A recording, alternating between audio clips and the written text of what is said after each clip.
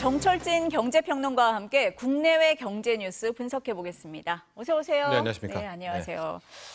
주식시장이 어디로 가는지 모르겠어요. 미국 뉴욕 증시 보니까 하루 만에 다시 약세로 돌아섰네요. 그렇습니다. 처음에는 오르다가 나중에 떨어졌다. 네. 흐름을 어떻게 봐야 됩니까? 그렇죠. 이제 이틀 전, 특히 지난주 금요일부터 시작됐던 이 하락, 폭락의 정확한 원인을 모르잖아요. 그렇기 때문에 원인이 해결되지 않은 채, 정확히 원인을 인식하지 못한 채 반등이 좀 나왔으니까 그건 역시 거짓 반등이겠죠. 다시 또 하락을 하게 되는.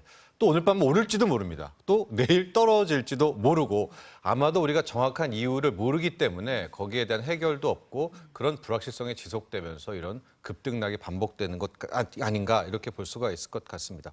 계속 말씀드리지만 이제 그때도 네 가지 이유 말씀드렸잖아요. 미국의 경기 침체, 두 번째가 엔캐리 트레이드의 청산 우려, 그리고 세 번째가 AI 거품론, 마지막 네 번째가 이란의 이제 보복 공격. 이 네 가지인데 이게 실은 이 넷 중에 뭐 때문에 온 건지 또 이게 이 넷 중에 있는 건지 아직도 확실하지 않은 채 이 하나하나의 그 악재들을 점검하는 과정이 저는 이달 말까지 지속될 것으로 보입니다. 지금 말씀을 하신 것 중에 AI 거품론 네. 이 얘기가 계속 나오는데 반도체주가 약세를 보였잖아요. 네. 그중에 이제 엔비디아 저희가 많이 얘기하는데 5% 하락으로 끝났어요. 네. 그럼 정말 AI 거품론이 맞는 거냐? 이런 얘기가 나올 수밖에 없을 것 그렇죠. 같아요. 그러니까 애시당초 이런 이제 미스테리를 이야기를 하는 거예요. 지난 월요일 날 우리나라 증시가 시장이 8%가 빠졌잖아요. 사이드카 서킷 다 걸리고 그 금요일도 빠졌었는데 근데 지금 경기 위기인가요? 아니면 코로나19처럼 뭐가 있나요?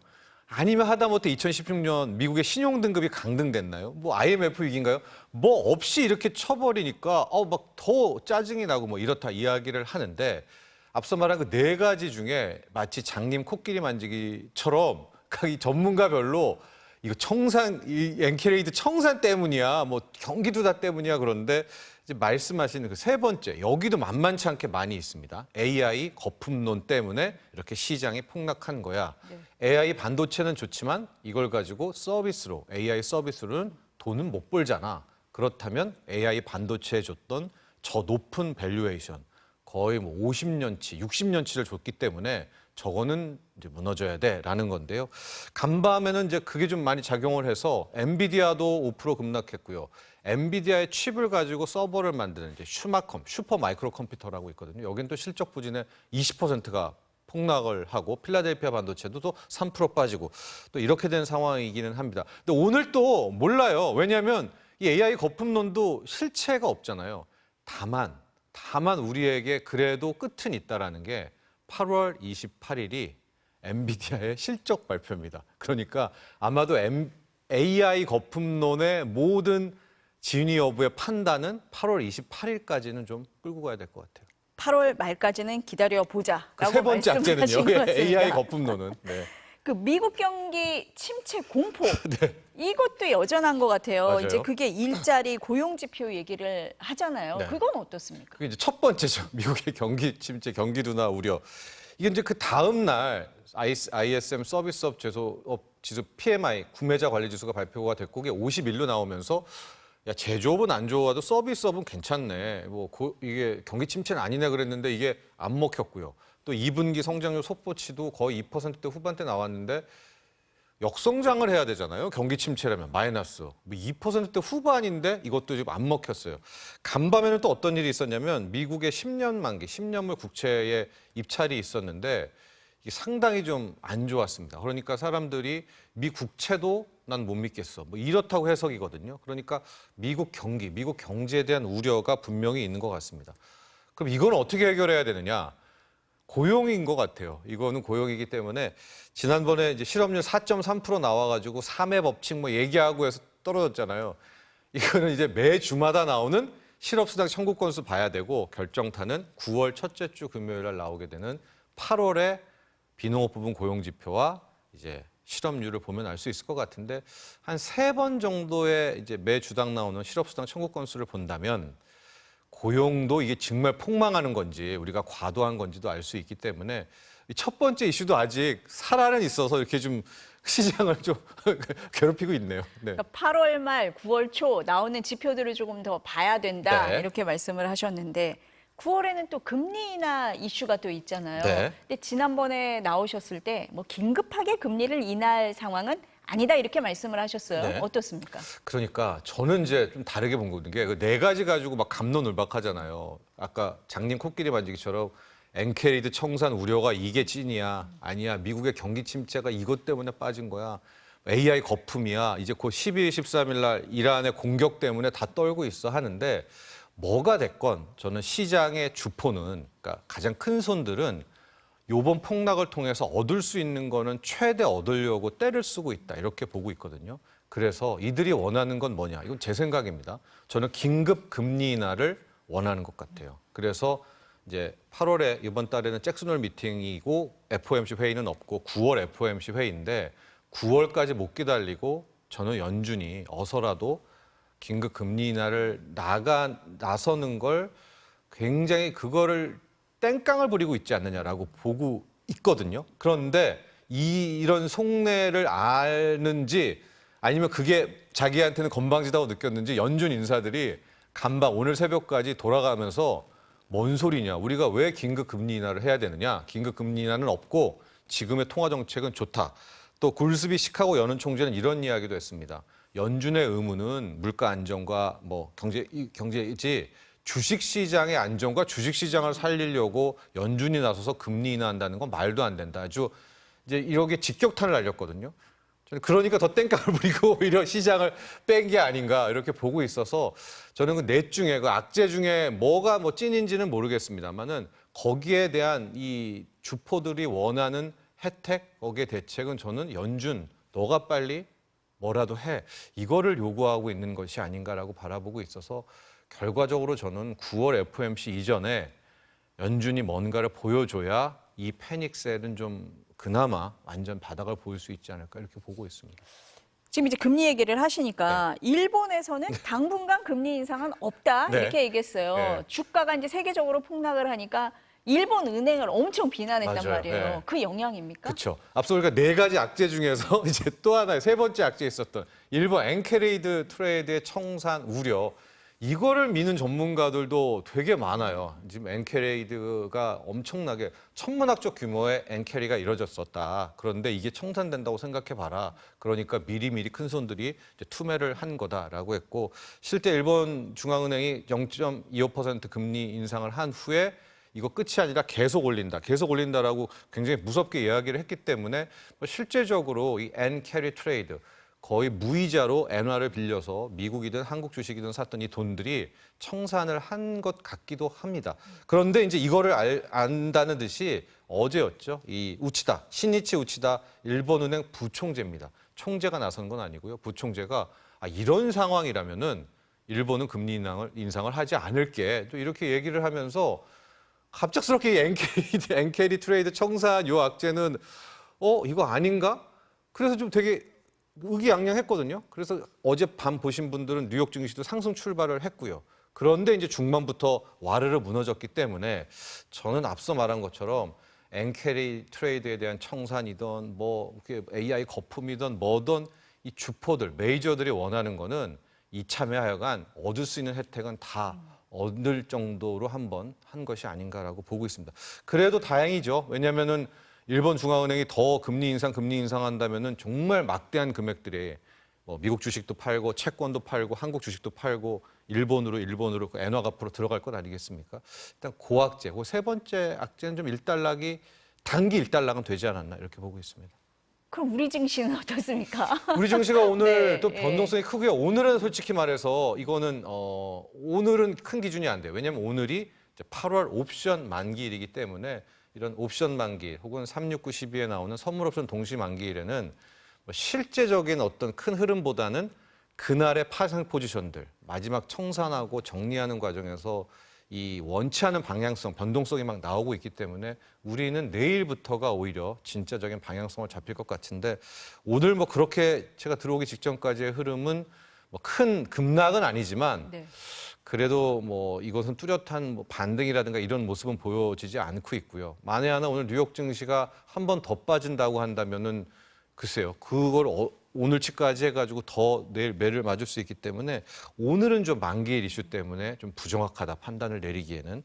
다만 확실한 것은 이제 AI 반도체 부분에 있어서는 외국인들이 수급이 절대 여기에 들어오지는 않고 있다. 이것은 좀 확인이 됐던 것 같습니다. 지난번에 말씀하실 때도 외국인들의 움직임이 중요하다, 눈여겨볼 만하다 말씀을 하셨는데 네. AI 반도체에 있어서는 외국인이 지금 매도를 보이고 네. 있다 이렇게 보시는 건가요? 삼성전자를 무지막지하게 팔고 있고 이런 와정이고요. 네. 결과적으로 이렇게 되니까 혹시 이제 이 패닉셀 이게 다 끝나고 나서 새롭게 출발하는 장이 있을 것 아니겠습니까?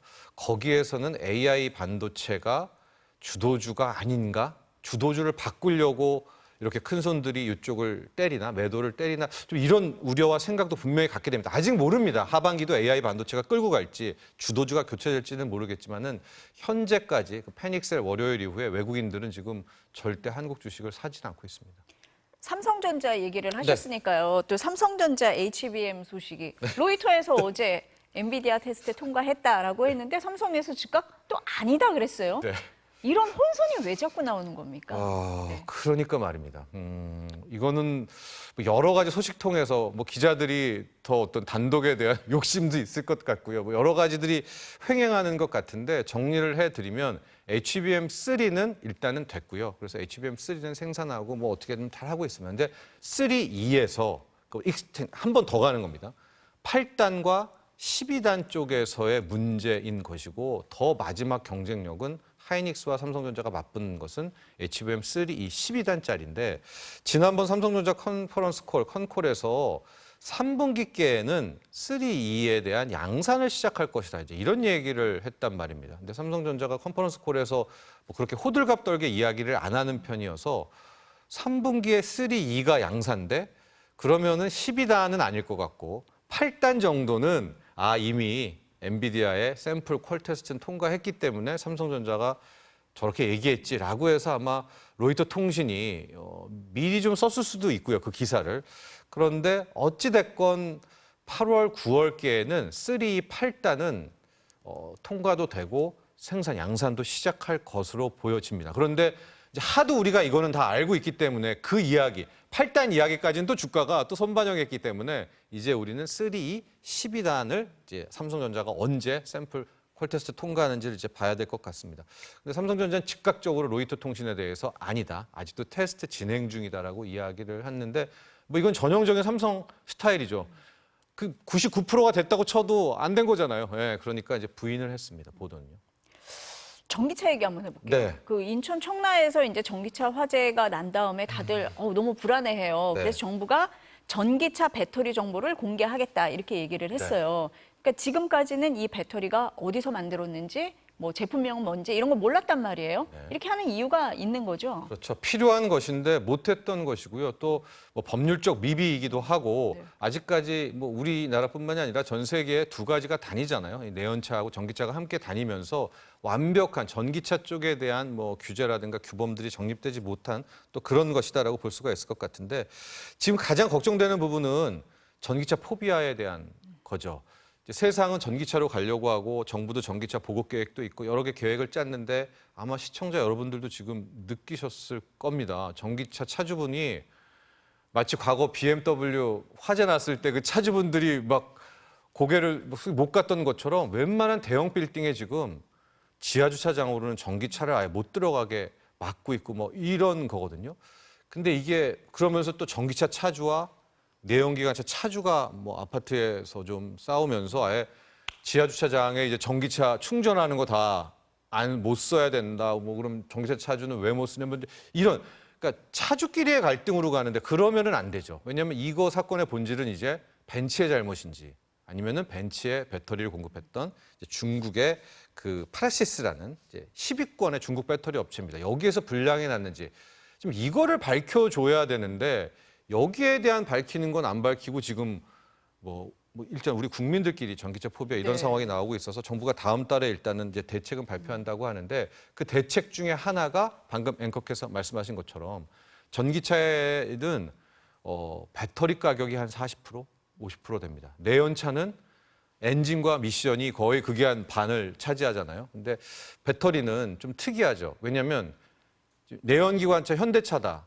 엔진을 현대차가 만들잖아요. 벤츠다. 벤츠 엔진이잖아요. 근데 벤츠차의 내연기관의 엔진 같은 녀석이 2차 전지인데 네. 배터리는 벤츠가 안 만들고 현대차가 안 만들고 이제 만들기 때문에 이 전기차로 가게 되면 2차 전지가 상당한 값입니다. 그러니까 거의 값을이 좀 바뀌는 분위기 이런 뉘앙스가 있고 있어서 현재 우리나라뿐만이 아니라 뭐 유럽, 미국도 이 전체적으로 배터리가 어느 브랜드인지를 의무적으로 고지하는 것은 없습니다. 현재 우리나라도 상황이 외제차들은 다 공개를 안 하고요. 현대차, 기아차는 이제 소비자가 요구하면 이거기에는 무슨 배터리가 들어갔습니다라고 하는데 지금 국토부의 오늘 방침을 좀 보니까 이거는 법을 바꿀 법 개정 사항은 아니고요. 현재 법에서 시행령만 바꾼다면은 전기차에 이제 우리에서 국내에서 돌아다니는 전기차에서 의무적으로 어떤 회사의 배터리를 쓰고 있는지는 고지하도록 아마 국토부가 나서서 이제 시행령을 바꿀 그럴 분위기가 되고 있고 다음 달 나올 대책에서도 아마 이것이 맨 상단에 있지 않을까 이렇게 보여집니다. 어쨌든 고객들 입장에서는 좀 정보를 많이 알아야죠. 아는 게 네. 마음이 훨씬 편해질 예, 테니까요. 예. 마지막으로 간단하게 여쭤봐야 네. 될 것 같은데요. 이제 미국 대선 때문에 트럼프가 우세하냐, 해리스가 우세하냐에 따라서 시장의 그 종목들도 어느 게 더 좋냐 이렇게 바뀌는 것 같아요. 변동성이 커지는 겁니까? 어떻습니까? 커지죠. 왜냐하면 일단 시작을 트럼프 트레이드로 엄청나게 변동성을 키웠었잖아요. 뭐 비트코인도 막 거의 7만 달러까지 올려보내고 그 뭐 방산 쪽 올려보내고 했었는데 지금은 해리스 트레이드의 영역인 것 같습니다.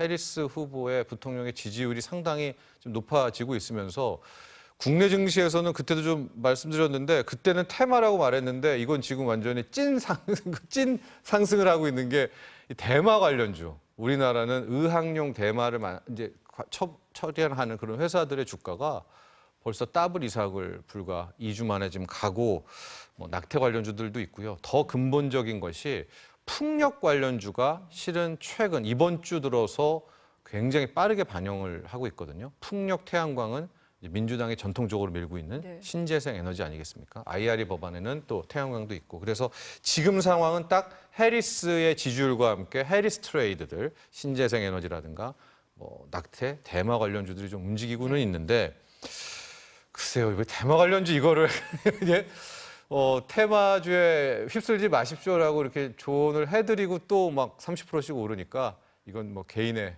몫이다. 본인의 투자의 몫이다. 영역이다. 이렇게 말할 수밖에 선택에 없겠습니다. 맡겨야 된다. 네. 저희가 경제 상황도 봐야 되고 미국 대선도 봐야 되고 봐야 할 게 많습니다. 네, 오늘 말씀 잘 네. 들었습니다.